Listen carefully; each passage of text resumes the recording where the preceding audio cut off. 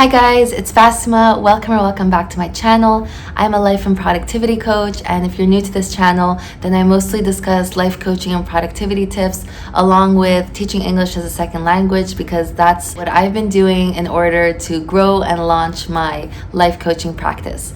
So if you want to see more videos like this, hit that like and subscribe button down below. And today's video is all about how to use CAMBLY's reservation system. So I'll be showing you what works for me, little tips and tricks that you can use if you're a beginner. So let's get right into the video. We're gonna go straight to the computer right now, and I'm just gonna show you guys how I like to use the reservation system in a way that helps me maintain regular students and at the same time open up availability so other potential new students could also book into my schedule. The main thing that you're gonna see with how I like to operate is to remove all obstacles between the student potentially booking with me. So I really try to make it easy for my regulars so that they keep wanting to come back and schedule with me every week at the same time. Once you log into Cambly, you're going to check super quickly that you're on the tutor side, and you can do that by just checking here that it says tutor. Look at these 5 tabs up above and click on reservation. So here, if you look to your top left, you can see that Cambly has included a green box over here,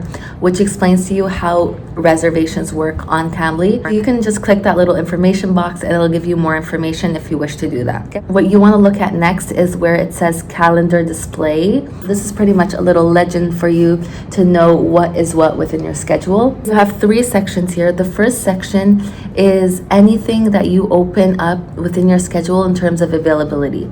So this is going to show up as like a light green color if no student has yet booked. This is any time slots that you want to open up with your schedule. You can open them up and it's going to look like this. You can choose any time slots that you want and it's going to show up in this color. And then if you want to filter here as well, you could do that. You could allow everyone to see your schedule, or you could allow regulars only for your availability. You can also choose to paste your weekly template. So if week by week it looks the same for you, then you don't have to go in and always schedule the same time slots. You can just paste it, or you can just completely clear it right here.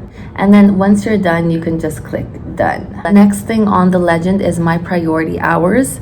Now this over here is going to show up in black. So if you select any priority hours within this tab, then they're going to show up within your calendar as well here, but black. And the last one is for any student reservations. So what this is if you decide to send a reservation request to a student, or a student sends you a reservation request, this is going to show up as a darker green. You're going to have to accept, and it's going to show up here for you to accept, or on your dashboard it's going to pop up for you asking you to accept the reservation. There's really 3 main colors that you're going to be seeing within your reservations calendar right here.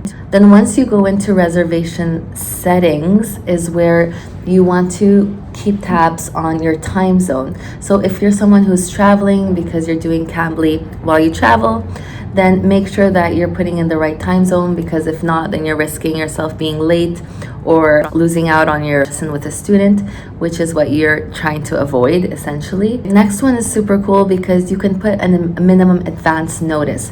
So if you're someone that wants more time in advance to know if someone has booked with you because you don't check your emails or Cambly as regularly, then you can put 24 hours. I like to put 6 just because I do check my emails and Cambly pretty regularly.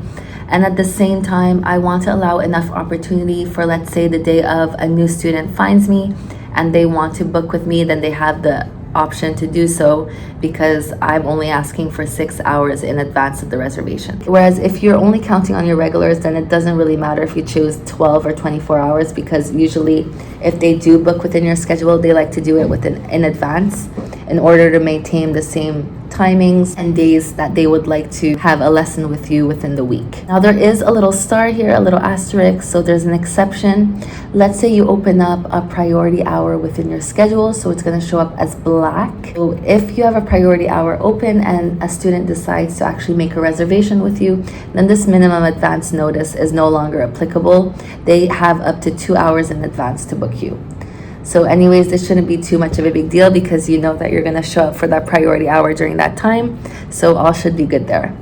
This is really for any reservation that happens within your reservation availability. Now, another thing that you can do is send your reservation URL. So let's say you meet a new student within your priority hour and they send you a message later, or on the call they tell you that they really enjoyed the lesson with you and they want your URL. This is where you can just click here and send this URL to them. That's how I pretty much like to use this URL.